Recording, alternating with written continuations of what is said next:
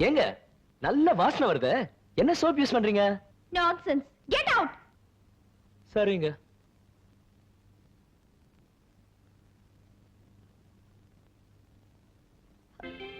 இன்னுமா உட்கார்ந்துட்டு இருக்கீங்க?